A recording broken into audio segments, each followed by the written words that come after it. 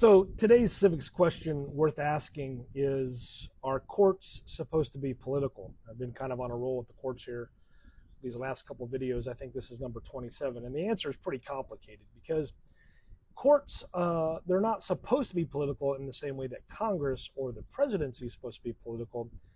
Judges aren't supposed to campaign from the bench.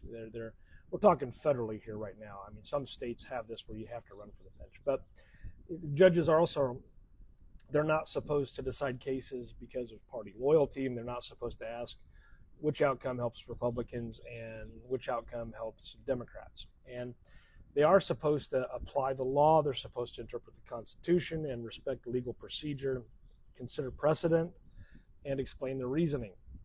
Now, that's the ideal. But courts are also connected to politics in some pretty important ways. One, federal judges are nominated by presidents and they're confirmed by the Senate, and that is a political process.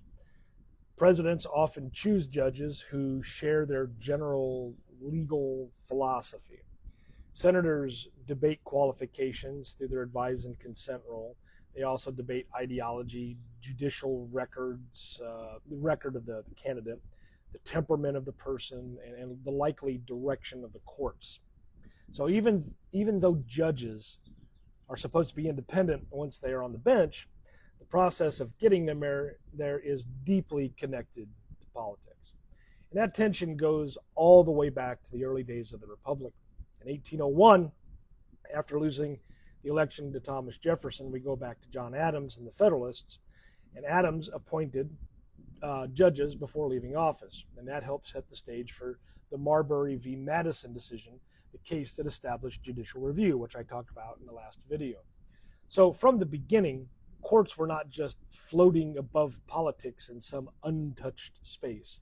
They were part of a constitutional system where law and politics, they'll often collide. But there is a difference between courts being connected to politics and courts being partisan. That difference is really kind of important because courts will decide cases that have political consequences. And you have a ruling about abortion or guns or campaign finance or religion, speech, or just federal authority in general. All those things have political consequences. But a political consequence is not the same thing as a partisan motive. A court can decide a politically important case for legal reasons. The hard part is that citizens don't always agree about where the law ends and where politics begins. That's why courts depend so heavily on the idea of legitimacy. Because courts don't have an army. They don't control the budget. They depend on public confidence that the decisions they make are grounded in law and not personal loyalty or corruption or pressure or just service to one political party. And this is where contemporary concerns about the Supreme Court are important. In recent years, controversies involving Justice Clarence Thomas, and undisclosed travel and gifts have raised questions about judicial ethics and financial disclosures. Justice Samuel Alito also faced public criticism over flag displays at his properties and questions about whether he should recuse himself from certain cases. People can disagree about the details of those controversies, but the broader civic issue is important. Courts need not only actual impartiality, but also the appearance of impartiality. So if citizens believe judges are acting like political actors, accepting improper influence or refusing to separate personal views from legal judgment, trust in the court wavers, it weakens. And that doesn't mean every accusation is fair. It doesn't mean that every judge who made a controversial decision is corrupt. It doesn't mean that we should just assume bad faith just because we dislike a ruling. But it does mean ethics and transparency and recusal standards are important and that they do matter. The Supreme Court, it adopted a formal code of conduct in 2023, which itself shows that public concern over judicial ethics had become serious enough that the court really felt the need to respond. But still, questions remain about the enforcement, the accountability, and whether justices should be the final judges of their own conduct.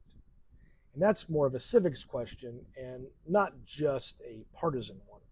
That same tension appears in history. If we go back in time, so it's 1937, and President Franklin Roosevelt proposed adding more justices to the Supreme Court after the court had struck down parts of the New Deal program, a lot of the parts of the alphabet soup part, right? And supporters said that the court was blocking needed reform at the time.